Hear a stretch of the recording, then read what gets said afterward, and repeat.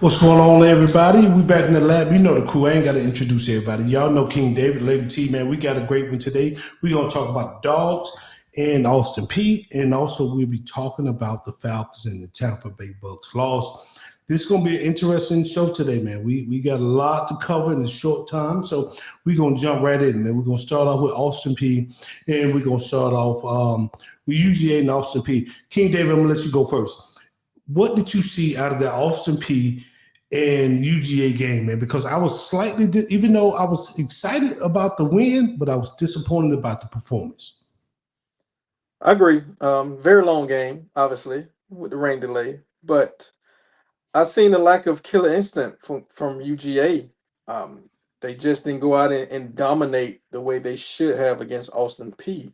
Hmm. So typical um, Mike Bobo issues of throwing sideline to sideline, not taking deep shots down the field is an issue, and that lack of killer instinct. So it's going to be a very interesting season to see which way UGA go from here with better competition coming up. Yeah, and I'm gonna let Lady T jump in here also, but yeah, I didn't see the killer instinct. I with Austin Peay. I don't have the point spread ahead of me, but we should have beat them more than what 28-6 or some mess like that. Even though I know we had a rain delay, which made the game all hell long as ever. But at that point, we should have beat them more than what was that 22 points? Will you agree, Lady T? Yeah, it was 28-6. The delays, I think they started the game late because of the lightning, and then we had about an hour and 59 minutes of a delay in the middle of the game as well. But I thought the same thing. It was a little lackluster. Game 2 of the season for college football. We expected a blowout. I expected a blowout. Didn't really see what I would like to see out of Gunner. I mean, we were calling him runner in game 1. So I expected to see some more quarterback strength. And I definitely expected to see the backup quarterback a lot sooner than we saw him. But it looked like just struggle. And it felt like the game, I think I referred to it as the game that never ended. It just seemed to drag on, drag on. It wasn't exciting at all. Yeah, I can say that. King David, from this standpoint, man, was you impressed with Gunner's performance yesterday, especially after seeing Marshall? And this is going to be a two-part question I want you to answer. And do you equate Gunner's performance yesterday compared to the Marshall game a week ago? Is that Mike Bobo trying to just get these passing yards up? Because that is not his game if Bobo is trying to do that mess. Very unimpressed with what I've seen from Gunner Saturday. And yes, he needs to use more of his legs. They need to put him in a better position, whether it's through play action and taking shots down the field. But you got to make it easier for him. It was definitely a struggle for him, and maybe he's not good at reading defenses right now. Something is off. But our OC have to put him in better positions to make easier plays, and maybe take more off him with more running plays, and just take more off of Gunner right now until late in the season where you feel more comfortable. But very unimpressed. It seems like he took a step back from week 1 to week 2. And Lady T, I want you to chime in on this one. Gunner been in this system about 3 years now. Because he's a junior, so we should have saw a little bit more. He been in, even though I know Bobo, we call him Boo Boo around here, but we should have saw a little bit more from runner Stockton. I don't think he ran maybe once or twice. I wouldn't impress yesterday. Give me your thoughts on that. Yeah, I mean, even just to let him do the running that he did in game 1 would have been an improvement over what we saw. We saw a lot of east and west kind of passes, which in the stadium there in Georgia is actually not east and west, it's actually north and south. But remember, that was the thing that we complained about as we were watching it. They were trying to throw, some simple passes, let him maybe gain some momentum and some confidence. But, at one point we were just thinking like, let's get down the field. Like, enough of the left and right, throwing just to warm him up. When is he going to be warm up? And I understand we had the rain delay, and then that could have had some impact, with the team coming back. But it's still it didn't seem like a typical Georgia game. With him having been there for that many years, I expected more poise. You came in at the end of last season and, kind of like jumped in and, had to play. Of course, we lost our championship game, but still, I expected a lot more. And likewise, especially at the whole full off season, and he'd been in the system for 3 years. We should have seen a little bit more out of Gunner. And this is my thing. I saw Kirby want to chew, I think, Nate Frazier out over 1 inch. He kept yelling and screaming over 1 inch, but you didn't say a damn thing to Mike Bobo throwing them side-to-side bubble screens. Yeah, well, we don't know if he didn't say nothing to Mike Bobo, but my thing, I did see that man go get him that running back over 1 inch, but we did that side-to-side mess all freaking game, King David. And it's just infuriating to see that this team here. I had so high hopes for UGA, and yeah, we 2-0, so I'm happy with that. But we ain't really played nobody. And this week here, we get to go to. We're gonna jump in our SEC schedule on the road against Tennessee, which they got their quarterback up there, Aguilar, who's looking amazing right now. But he gonna get the test too with our defense. But my thing is, Bobo, what is Bobo doing with this vanilla? Was the offense vanilla because it was Austin Peay? Why did we take risks against Austin Peay? What are your experiences talk on that day, King David? That's just who Mike Bobo is. That's who he is. Last year, same thing. This year, same thing. It wasn't a vanilla offense because it's Austin Peay or Marshall. That's just who he is as an OC. I don't believe he's a very good one. I think he's poor at play design. I think he's poor at play calling and setting up the play. And in terms, our offense is suffering because of his limited ability as an OC. I can see that. And also, Lady T, did you remember we was on the goal line and our offensive line couldn't even get 1 inch or 1 yard, man. That ain't Georgia offensive line, especially against Austin Peay. We should have mauled those guys. What you say on that, Lady T? I mean, what's our line look like? We should have been able to muscle through for that yardage, but to sit there and watch all those downs, to fail like that, it was frustrating for sure. And it was frustrating. From the defensive standpoint, we didn't give up a touchdown. We gave it 6 points. But my goal was we should have shut Austin Peay out. We shouldn't have even allowed field goals, even though they got a running quarterback who's strong, who was getting them some yards. But man, this is Austin Peay out of Clarksville, Tennessee, 45 minutes from Nashville. They are not even on our level. You know what I mean? And let me know, I'm not knocking Austin Peay players. So anybody out here that listen to the show and who got a son or a nephew play for Austin Peay, I'm not saying they're not a good player or a good team, but what I'm saying, when you line up trench for trench, athlete for athlete, we should have bullied them. We should have pushed them around. And so that's what I didn't see that. And that's what scares me going into the SEC schedule of Tennessee, and then right after that, Alabama. Even though Alabama didn't play nobody, they played San Jose State yesterday, and they beat them by 70 because they just lost to Florida State. But so they were trying to do a makeup game. But I think we're gonna have a if that line don't correct itself this week here, we're gonna have a problem in against Tennessee. What you think, King David? I agree. It's going to be a tougher test. It really is. But Abrew, why do you think we didn't bully Austin Peay? Are Georgia not as good as we believe they are? Is Austin Peay better than we believe? Why, in your opinion, why we didn't bully them? In my opinion, this is my opinion. This is no knock on Austin Peay. This is no knock on Austin Peay. I think Georgia recruit 4 and 5 stars athletes. Not saying Austin Peay don't either. But the size of our line should be the strength of our line. We should have pushed those guys around offensively and defensively. And we didn't do that yesterday. And that's what scares me. I don't know if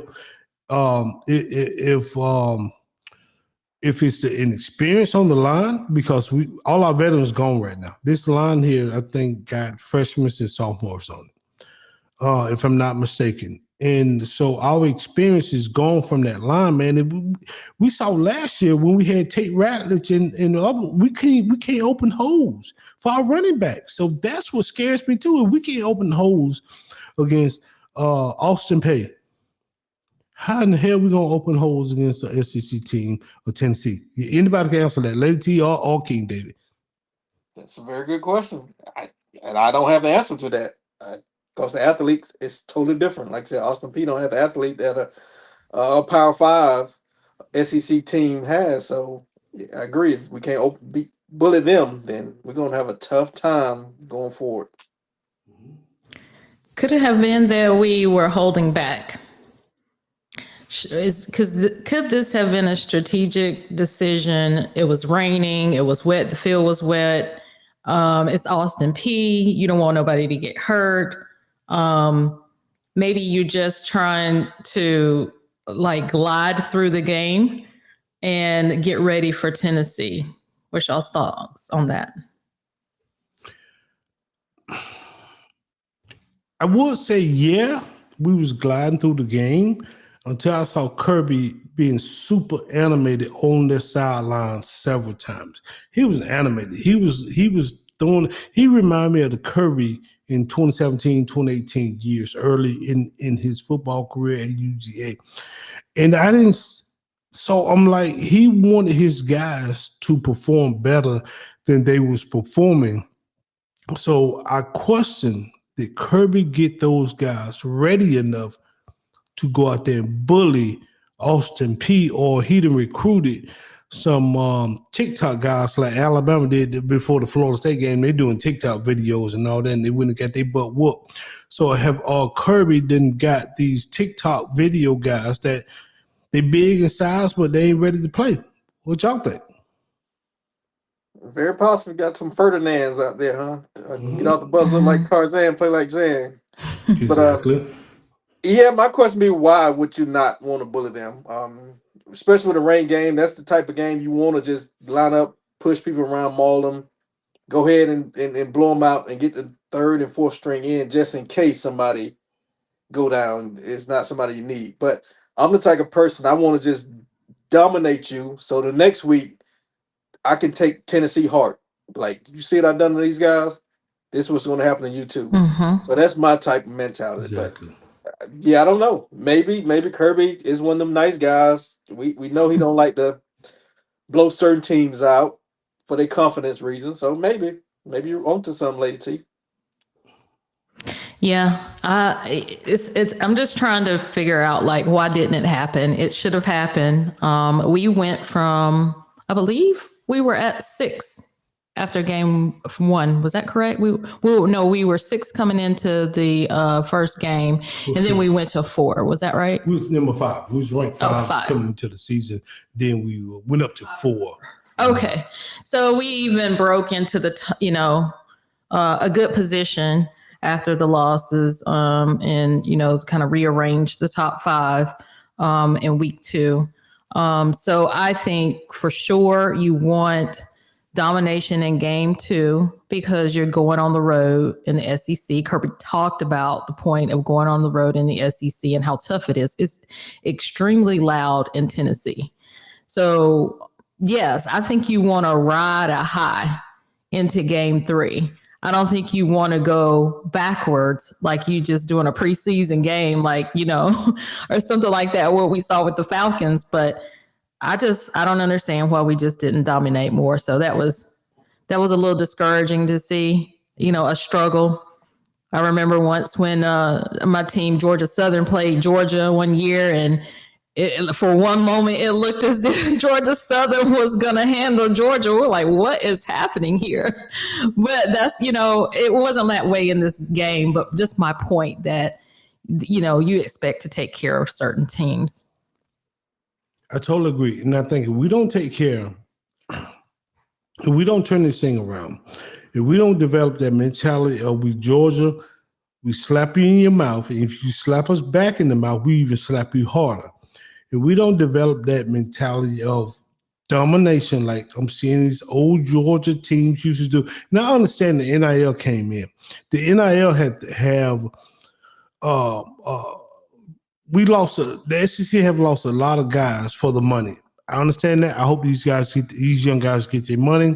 Let's do it, man. You got life changing money with $2 and $3 million. I heard Arch Manning making like $6.8 million. So these guys making crazy money. So I ain't even mad at them to go get the money. But at the same time, I think this NIL has hurt the game. And it hurt my team Georgia, man. I think it hurt my team Georgia, but I don't know why Kirby ain't paying my guys, man. We got the money to pay these guys. We shouldn't be losing no play if they want to come to Georgia. But I'm going to say this. I'm not for sure Kirby's heart is there right now. He lost his dad last year, and I was thinking it's Natty this year because his passion will be there. But I'm not for sure his heart is there right this year here, bro. You know what I mean? I'm just being 100, man. And if his heart ain't there, we are in trouble for the year. Y'all can answer. Y'all can piggyback off that if y'all got any questions. Yeah, I think his heart is there. You know, as you mentioned, he was animated on the sidelines. I think his heart is there. What I question is his ability to make tough decisions. And we see this in season after season. You know, sometimes with the quarterback position, he stalls out and he doesn't want to make a change. And I understand not, messing up a quarterback's rhythm or his improvement plan or what have you. But when we see Alabama and we see Nick Saban make changes like in the middle of the game and all kinds of stuff in the effort to win, you just never see that from Kirby. And so that same sense of loyalty that he seems to have, which we can admire in any other case, but let's just keep it real. A coach is in a different situation and they should be coaching to win, especially on the collegiate level. So I feel that this is in the background of who he is and why he doesn't make a decision about Bobo. You know, he's that I'm gonna ride with my decision and I'm gonna die with it. And, and he has shown that he will die with it, but I don't understand why he won't make some hard decisions sometimes. I don't know. I don't know. We've seen Kirby be very stubborn when it came to Jake Fromm. And Jason Eason, I believe Jason Eason was a better quarterback than Jay Fromm, but Kirby wouldn't pull him once Jason Eason got hurt. And we seen the same thing with Jake Fromm and Justin Fields. And I think Justin Fields was a damn better quarterback than Jake Fromm, and Kirby wouldn't pull him, you know what I mean? And so so he'll live and die with his decision, but I'm telling you, if he keep dying with his roommate from his college days at UGA with Mike Bobo, we're gonna be calling for his job in the next 5 to 10 years. You know what I mean? If he start losing, we ain't win. Now we got spoiled now, and I'm ready. I want to keep winning. Nick won 6 championships at Alabama. I want to win 7. We got to beat Nick, man. Come on now, Kirby. And meanwhile, Texas had an amazing week too. If you listen to all the highlights and Arch Manning, week 1 was like, oh, what's going on, Arch? Then in week 2, he became the savior, and we just did the opposite. Exactly. So, King Dave, do you think Arch Manning back in the Heisman talks again? He had a big game, baby. Hey, he the greatest thing since sliced bread.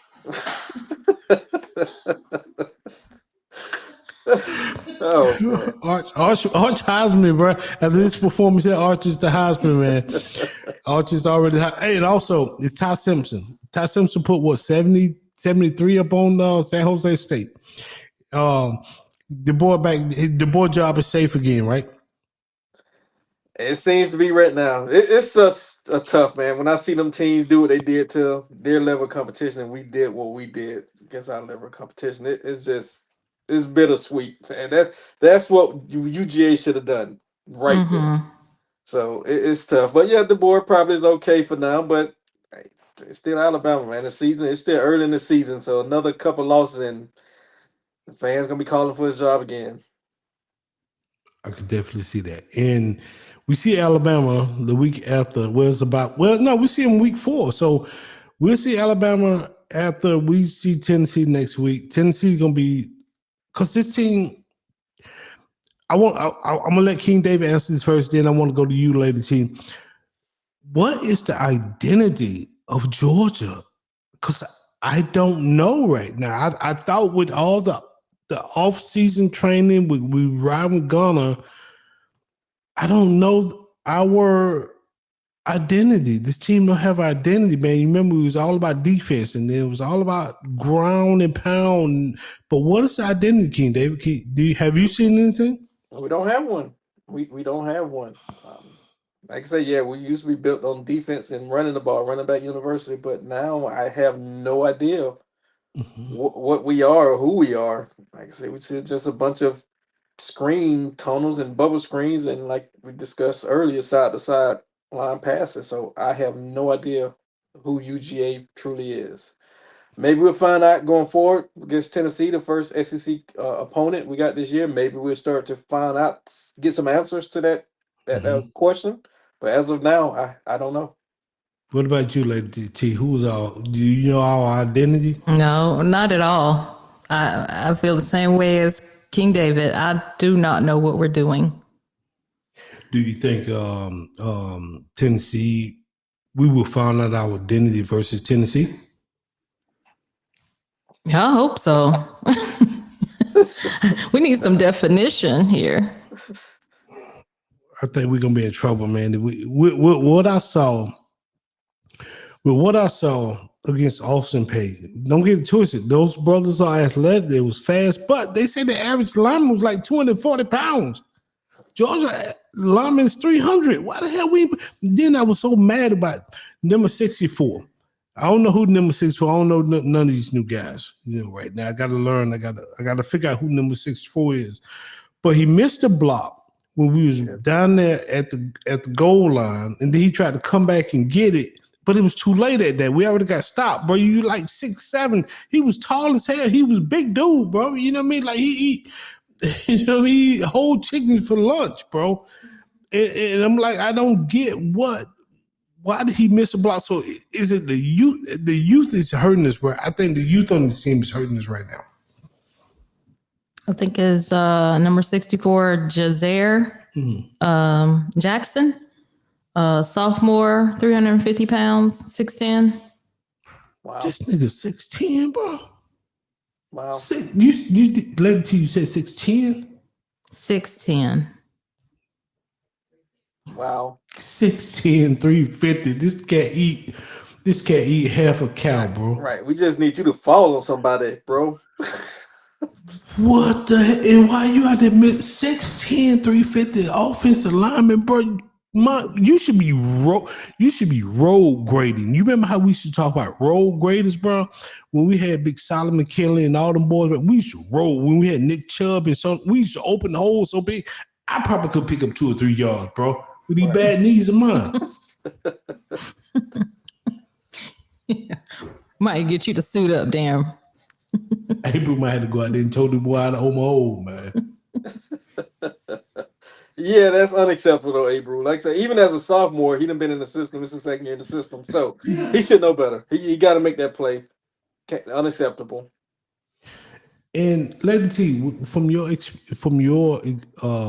was watching the game with me yesterday. When we on that line about 7 or 8 times and come punch it in, right? Which is so frustrating. I don't know what year it is. Y'all are good with stats in the previous years, but it kind of reminded me of like previous years where we struggle in the red zone. That's been a thing for us. And we saw a little bit of it from the Falcons today. And I was like, what is going on? Do we need like practices where we just line up on the 1 or the 5 or something like that and try to get in the end zone? But yeah, that many times against that opponent, unacceptable. We should have just been able to fall over, the line and score. Exactly on that. And like we said, we had a guy who was 6'10", 350. Why the hell you ain't pushing these little ass?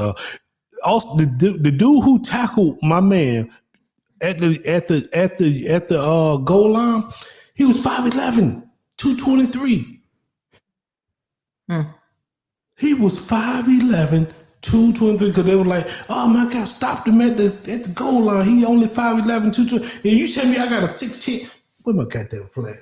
Wait, no, I'm throwing flag. Flag on number 64. Flag on number 64. What's the call? Unnecessary eating softness. and not blocking. Unnecessary. He's just soft. That's it. Unnecessary softness. Unnecessary softness. Motherfucker. You almost said a cuss word. Almost lost it. Y'all know how Abrew do, man. You know, almost got into some violation. Can't do that.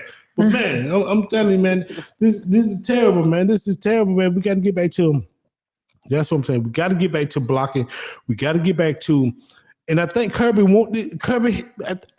said this team was young. We know this team is young, and he keeps saying fire, passion, and what else? Y'all remember what he said? Fire, passion, and energy. Oh yeah, it was 3 adjectives. Fire, passion, and energy. I think that's what it is. We need one. We just need physicality. I don't care about nothing else. We just need to be physical. There you go. What you think? So, all right, we gonna I want to talk about this Tennessee matchup. I hadn't watched much Tennessee, but I want to. This is our first SEC matchup of the year.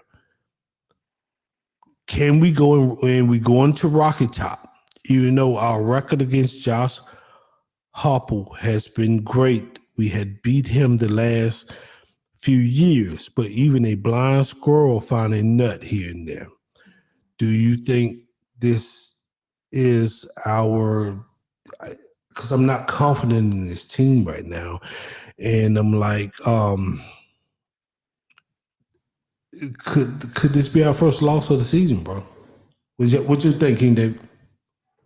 We're gonna get their best shot. We are gonna get their best shot. Obviously, like I said, we won. I believe UGA have won 13 in the last 15 against Tennessee, and we have beat them 8 straight times. So we're going to get their best shot. Do Josh Heupel have them physical enough to compete against us? Like I said, it's not one of our best teams as of now, what we see now. So they got a shot being up there in Rocky Top. We know they're probably going to play fast. That's Josh Heupel style. Run up and down the field, run and shoot, or run and gun, however you want to play fast. So are they physical enough to still compete with UGA up there? That's going to be a tough test for both teams, them and us. We're going to see what both franchises are made of right here. Yeah. What's your opinion on this upcoming game, Lady T? I'm going to try to stay optimistic about this game. I think it's early in the season. Yeah, I think this game 2 was an embarrassment. Even though we walked away with a win, we should have definitely dominated. Tennessee is not going to be that easy. It's the place, it's the rivalry, the feelings that Georgia and Tennessee have for each other. It's going to be a tough game for sure. And I think coming off of the negative way we executed in game 2, we're not riding a momentum like I would have preferred. But I am going to remain optimistic and just say, like, we probably glided through it and we didn't want anybody to get injured. I'm going to come up with some excuses to use just to feel like I will be energized and hype enough to watch that Tennessee game. But one thing is for sure, we'll definitely be able to come back here in a week and discuss that game. And hopefully we see the identity that we've been searching for. It's going to take some physicality. We're going to have to be physical with Tennessee because they're going to try to speed the clock up. And now we got KJ Bolden on the back end. Bolden. We got Elijah Griffin, who's a big guy on the line. But I'm gonna have to see. And this is my opinion. This is my opinion only. I think gonna have to run more to win us some games this year. Even though we got Zachariah Branch, who's a speedster, but you remember when we had Stetson Bennett, we had at that point we had Ladd McConkey, we had Brock Bowers, we had a guy on the outside. I can't remember his name. St. James. We had receivers, but Stetson still took off at times to get the first down. So I don't think what I saw against Austin Peay, we're gonna kind of stay in the pocket. I was disappointed with that. I need to see his wheels rolling in order to win us a couple games, get these first downs, keep the offense out there. So we don't have that. I think we'll be in trouble. I think we'll be a 2-loss team if Gunner ain't trying to run. Which I think. Do you think they're trying to protect him, Abrew? He's the starter now. Do you think they're trying to protect him from himself? We understand he took that super big hit last year. So they trying to be like, hey, man, you can't take those hits. You are a guy now. I think they protected him, but at the same time, man, this is a violent sport. This is what he signed up for, unfortunately. It's like you become a boxer, you're going to get hit. You know what I mean? Out there in that football field, you're going to get hit, man. And hopefully the young man be okay when he take a hit, but we know he can take a hit. Kuba knocked his damn helmet off last year, and he got back up. So they might be trying to protect him from himself, or is Gunner really that good? What y'all think? Lady T, what you think on that? I didn't really see him go down the field. Like we were looking for something, where he would put it down, at least past like 10, 15 yards. Well, I was looking for a big play. I think maybe he threw it, but I don't think he connected. Am I right in saying that? We're seeing that kind of a pass. Yeah, you're right on that. Yeah. So, yeah, I don't know if he's as good. I do remember in the spring, you heard a few people make some comments about what it looked like in the spring. We've even heard some, some ex-quarterbacks kind of, speak on the subject matter of what we have in a quarterback and a leader for Gunner Stockton. But yeah, they're definitely missing that. And you're right, Abrew, it was fire, passion, and energy, or passion, fire, and energy. They said it a number of ways, but I don't know if I saw any of that. Me either. And so King David, we gonna wrap it up. We're gonna get ready to move on to the Falcons because we're at the halfway point of the show. But I want to I just want to say this, man. I think we got a young team, and I want to give them some time, but this is not a UGA team I'm used to seeing. I didn't see energy yesterday. I didn't see the fire, passion, energy yesterday against Austin Peay. Austin Peay shouldn't even got past the 50-yard line with UGA. So what are your opinion? And we'll move on to the Falcons, King David. They might have had a little bit of fire, passion, and energy. I don't know. Like I say, for me, I just didn't see the physicality. I didn't see imposing the will. I think that comes down to coaching. Like I say, we've seen Coach Kirby on the sideline, very animated. That's probably fire, passion, and energy there from him. But I just didn't see that the physicality, the mauling. I think we are a finesse team for the most part, and I think that's due to coaching. For me, putting it mostly on Bobo, that his style has made us more finesse than physical. I got you on that. You wanna put a prediction? Before we close out, man, because everybody asks us to put a prediction. Can we start putting a prediction on our next game? That was one of the comments. So you want to put a prediction on the UGA Tennessee game? Then I'm gonna let Lady T give her prediction on this UGA Tennessee game coming up. UGA wins. Think it might be a little bit higher score. Josh Hyper gonna try to, like I say, play the clock game. So 35 UGA, 31 Tennessee. It's gonna be a close one, but it's gonna be a nail biter. All right, Lady T, it's your turn. Give me a prediction on next week. Okay, I was gonna say Georgia 28, Tennessee 21. I feel like it might be a little closer than that, though. So right now, that I'm going to roll with that one. I'm going to say 21-28 UGA. All right, I got you on that. All right, with that said, man, we're going to move on to the Falcons, man. All right, let's get to these Falcons, man, because I was thoroughly disappointed with Raheem today.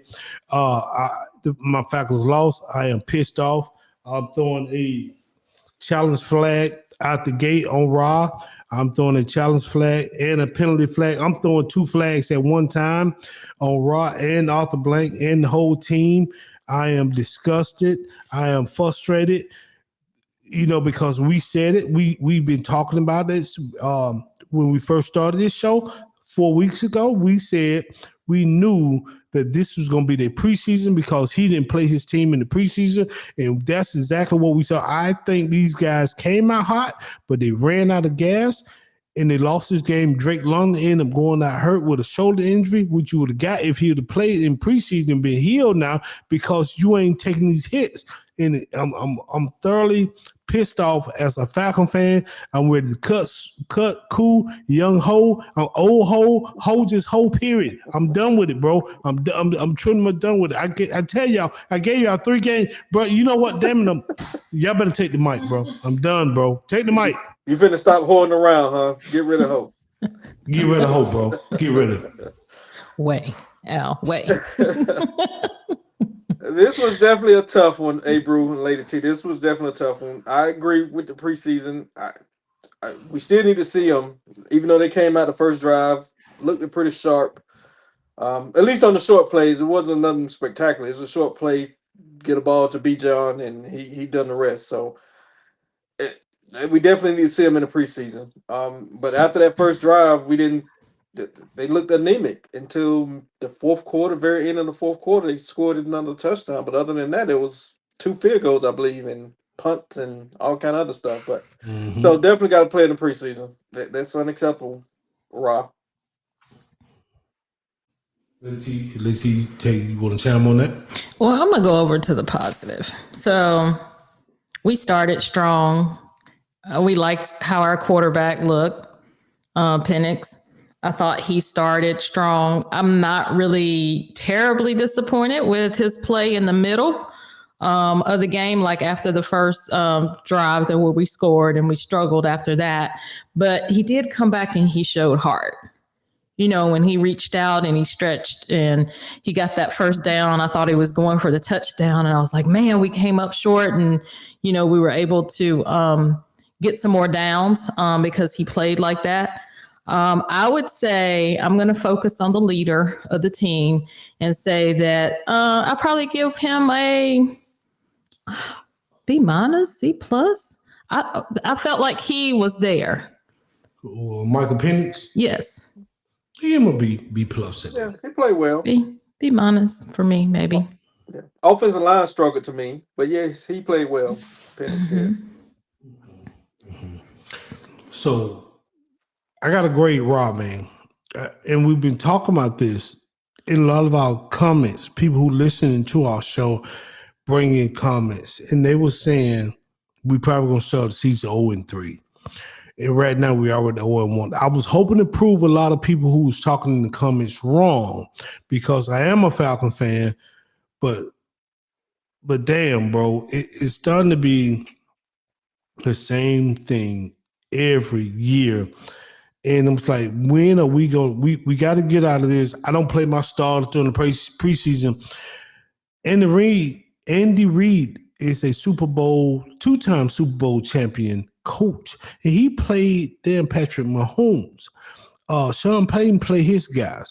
All these coaches who have won Super Bowls play their guys. So how come you come in here and with your big Kool-Aid ass smile, I can't play my guys. I ain't gonna play my starters. Man, that get under my skin, bro. It's like I keep saying over and over and over again. It's like a boxer. I'm coming up for a match. If I never spar against somebody, I'm never getting hit. I don't know how to counter. I don't know how to. I can go in there and train all day and training camp, but I'm not getting hit. I don't know my defense. And what I saw today, this is what I saw today. Those guys ran out of juice. They ran out of gas, bro. They came out strong. They went down the field. And then they ran out of gas, and then they had the defense out there for several quarters, several plays. And then the defense started running out of gas. We were 7-0. Then we went 7-3. Then next thing you know, we down. We 10-3. So the whole team is starting to piss me off as a Falcon fan, and it's just getting too much. King David, I'm handing it over to you because you know Abrew already getting back upset, man. I had to take me a drink of Coca here. I don't know for me if they ran out of gas or if it was just they didn't make adjustments. I believe Tampa adjusted. Obviously, after that first drive, Tampa made their adjustment. I don't think we did.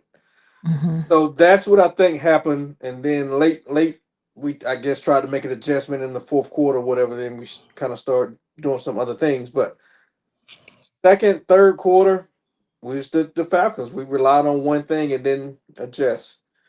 So that's for me what I seen. I don't think it necessarily was them running out of gas. What you see, Lady T? Yeah, I just remember like in the game that we kept trying to go up the middle. And when we got stuck in the red zone, just like, Georgia showed us, like it just was like we were doing the same play or a variation of the play some kind of way, but we would never do anything different. And then we didn't see anybody like try to, go to the outside until the end of the game. And that was a wash. That play didn't work out as well. So offense, I think King David is correct. We didn't make any adjustments. But then on defense, they started running on us. I guess they figured out, we'll give Baker Mayfield a few, minutes here to get, loosened up and get ready to throw. And meanwhile, we're just going to run it. And they ran it. And we just kept, letting them do it. So no adjustments there. So I want to ask you this, King David. We got a problem in the middle of that defense. What I saw, Bucket Irvin and the other running back, I can't remember his name right now, they was tearing our ass up between the B and C gap, bro. Where we can stop them. And then we handed the Bijan trying to run Bijan up the middle instead of Tyler Algier. Man, they was Vita Veda and all the big spaces. They were clogging that thing up. So I think we got a speed package, and we can get at the quarterback. Pretty much, we didn't give him one sack today, but I think when they started running that ball, they was tearing us up for 8-9 yards, bro. And sometime at a pop, bro. One time they hit 11 yards. I'm like, come on, defense, we have to be better. So I'm not a believer in Jeff Olbricht's defense. What about you, King David? Yeah, we got to beef up. And Rashad White was the other guy running back. He only did 2 for 14, but he did have an 11-yard carry. But yeah, Bucket Irvin 14 for 37, and Baker Mayfield had 5 for 39 today. So yeah, we definitely got to beef up that middle. We agree we only had 1 sack, but they only had 1 sack as well. But yeah, we gotta figure this out, man. I do think we're too small. We need a space eater, 330-pound guy to like a Vita Veda, like they had in their middle. We need that definitely in the Falcons' middle to eat up some of them double coverages and allow the pass rushers and the other guys to make plays, linebackers to make plays. But yeah, we do have a problem in the middle, and that's nothing new. We had that problem last year. We had that problem for a while. They are not addressing it. They're not addressing it. And so I'm going to let Lady T answer this one, because even Lady T called this one out, man, and we was talking about it, and she was like, why you keep running up the middle when we ain't getting nowhere? We gotta let's do something different, you know what I mean? Especially when we got in the red zone. So is it play calling, Lady T? What did you saw today? Because for like 3 quarters, two quarters, we really didn't do anything. Yeah, I guess it would be play calling. I would think an NFL team would have more in their bag of tricks to, kind of diversify the look or change up some things, and especially to have as many downs as we had, trying to make it in for a touchdown. Like you would think you would just reach in your bag of tricks and pull out something different that would get us in there. So I guess we can say it's coaching. and maybe they need some of that fire, passion, and energy. But I felt like the quarterback had it. I felt like he was showing it, Michael Penix. But something's missing there, and I think we do have to be faster to make adjustments. I got you on that, King David. Go ahead. I'll let you answer. I would definitely kind of chime in on that question as well. That the first play of the game, what did we do? We came out with an empty back, and we had Bijan and Tyler Algier to flank out. Mm-hmm. Where is some of those things late in the middle round? That's kind of the stuff we seen a couple years, many years ago now under the Shanahan, where we create these mismatches. So we got to be more creative with doing stuff like that. Like that first drive, that's what we seen. Then after that, it was running into the arms of the big 350-pound guy. So got to be creative, coach and staff. We got to be creative, but my thing was scared. I didn't scare me, but what thing I was worried about, even though I think Bijan is a hell of a back, but if he ain't on the linebacker, he can get around corners and all that. But what I'm saying is that you can't run Bijan up the middle. He's not that type of power back. He's a finesse back. And you trying to run him up to Vita Veda, big space. He's just gonna wrap him up, bro. He gonna wrap him up. He gonna, you know what I mean? And I was at a point where who is play calling this mess?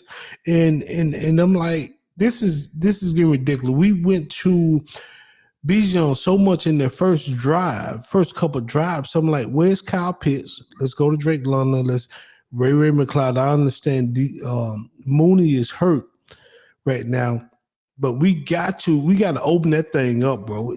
What I saw today from the Falcons, bro, we should have scored more than 20 points. We definitely should have scored more than 20. That's the whole thing this offseason that like this can be the best offense in the league. I didn't see that today. They looked pretty anemic in most cases. So is it Raw fault? It's definitely coaching staff fault. Like I said, I don't think they made adjustments. Early on, we seen a creative style of football. And I agree, Bijan, I'm sorry, not BJ, shouldn't run up the middle too much, but you do got to try it. Otherwise, teams going to be like, okay, Bijan in there. They trying to go to the outside. So they're going to start to key in on that. So you got to try it from time to time to get him up in the middle. I think he could from time to time as well, but you can't, not consistently. Not consistent. I got one for Lady T.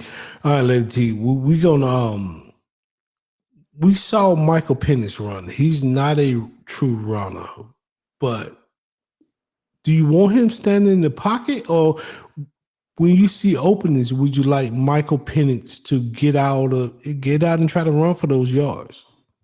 Yeah, I mean, he did that today. I think there was one particular play that I recall that I don't think he was looking to run, but it was wide open in the middle. So he took off and he took it.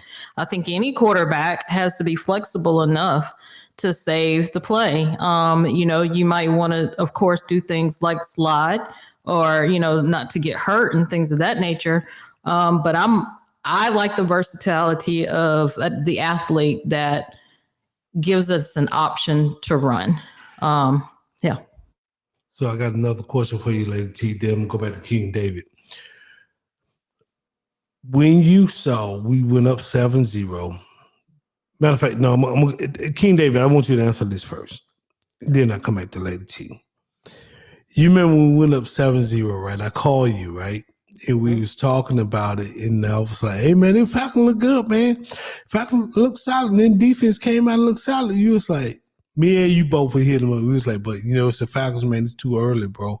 It looked good. We looked good last year on the grandpa, and then it was too early. So what was your opinion when we went down the field and then we scored and then we got a 3-and-out? What was your opinion on that?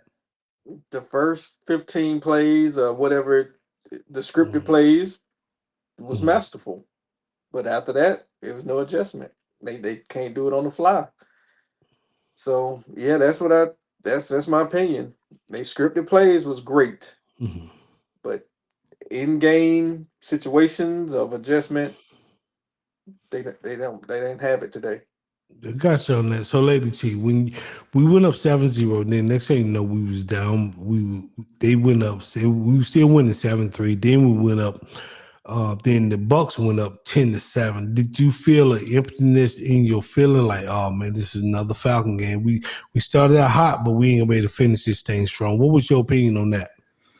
I'm going to go back and start from the beginning. When we went up 7-0 and we looked amazing, I was extremely hopeful. Remember, because this is our first glimpse of what the Falcons was going to look like for 2025. We did not see the starters in the preseason games. So I got excited, like, hey, maybe Ra actually has something up his sleeve. He didn't want to show it. He didn't want to reveal it in the preseason. And I started to, for a moment, gain some confidence in his decision making. But then I lost confidence before, Tampa Bay came back and scored. I lost confidence in the next drive. We had the ball and we didn't do anything with it. And then, we went on defense and I was like, okay, now we're back on offense. What are we going to do now? No adjustments. So then it was just like, you know what I mean? It was like a roller coaster. Like you hit a high and then you hit a low. And then you're like, you remember why you don't get too excited. 100%. King David, man. His Raw over his head. I just from what you can see, it's Raw over his head. This is his second time around. He's a 2-time Super Bowl winning coach. But is he over his head in the head coaching position? He has won 2 Super Bowls, but not as a head coach. Yes, my opinion, yes. He's over his head. Some coaches are meant to be OCs and DCs and not head coaches. I believe that fits him. I believe he's a DC. He's a good DC, but I believe he's a DC and not a head coach. I'm with you on that. I think he's a DC, and that's by his limitation. And I think if he don't right the ship here with the Atlanta Falcons, I think this will be his last stop. We don't get many opportunities, and I'm pulling for the brother, even though I'm really hard on any coach for the Falcons in Georgia because those are my teams. But at the same time, I'm trying to give him grace. It's like when I mean grace, like, hey man, give him room to grow because this is for the first time since 1966 Falcons ever had a black head coach and a black GM. First time we ever had both at the same time and both period. So I really want these guys to do well. And this ain't got nothing to do with race. I know I'm going to have people in my comments trolling. Oh, man, Abrew, you about race. I'm not about race. I'm just excited for the guys. This is an opportunity, which we don't get many opportunities. So we got an opportunity to be a black GM and a black coach. So I really want them guys to do well. And I don't care who the hell in there. If a Falcon win the Super Bowl with 12 white men, the hell, let's win a Super Bowl. But if these guys in here, I really want them to do well. I'm pulling for them. What's y'all opinion on that? Well, absolutely. I'm with you. I want them to succeed as well. So, yeah, I agree with you on that, Abrew, 100%. Yeah, likewise, I do too. We just want to win. We're all Falcons fans. We're all Dog fans, and we're here with our teams. We're just venting our frustrations, with both organizations when we don't, see a well put together team and execution. We just want to win with whomever.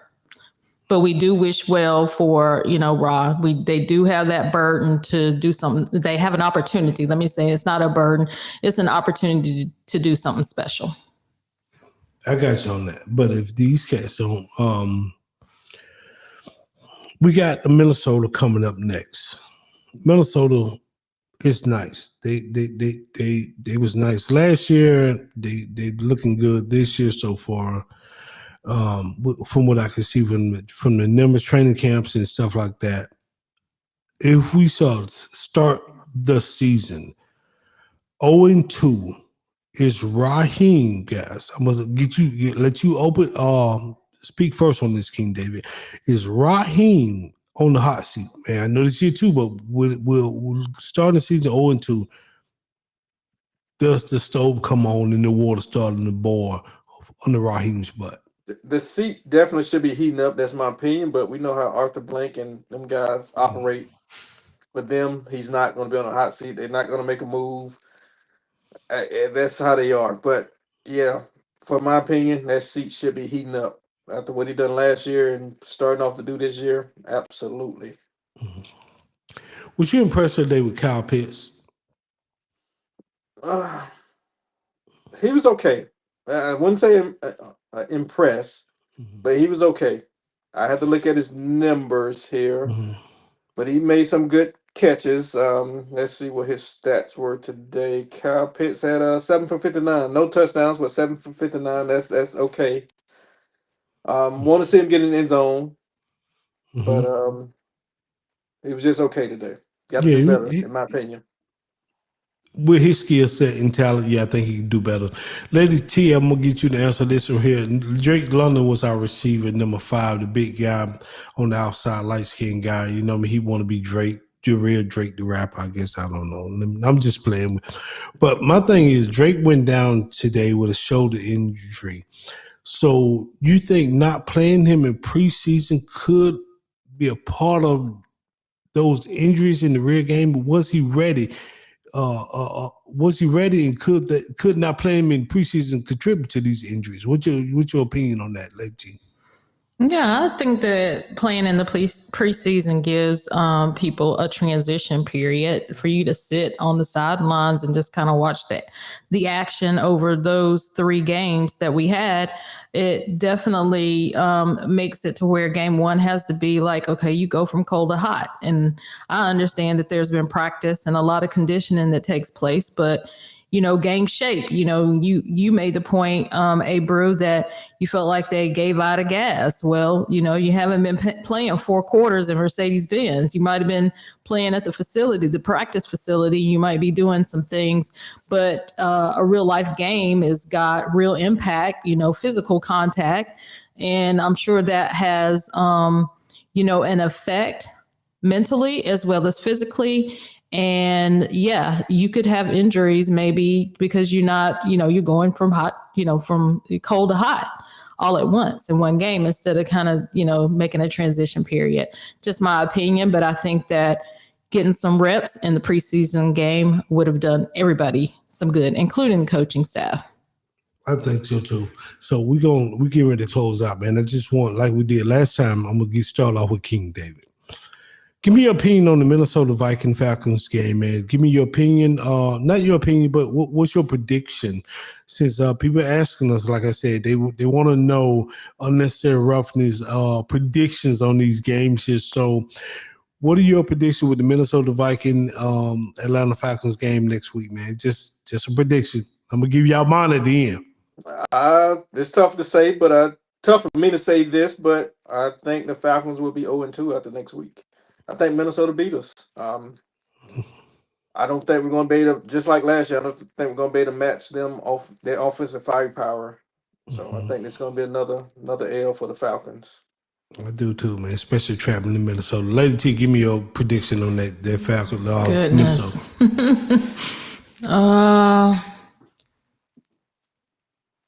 Maybe I'm going to say 21-24. I'm gonna stick with a similar score that I gave on the Bulldogs, but I'm going to say the Falcons will probably lose. I guess really what I wanted to focus on is to see some changes. Like I really would like for some things to be done a little bit differently in the next game with Minnesota. I would like to see, the quarterback continue the leadership, but like you said, a little bit more for like our receivers, to step up in a bigger way. I'm a more of an offensive kind of side of the ball. I pay attention to that a little bit more. So I just want to see more with the play calling as well. And I want to see control out of our kicker. like, hey, I went to Georgia Southern. I was a cool fan in the preseason, and I brought up the topic, but I'm really disappointed at that miss, especially because I felt like both his previous kicks, I think it hit the post on one of them. The first one, it almost hit the post.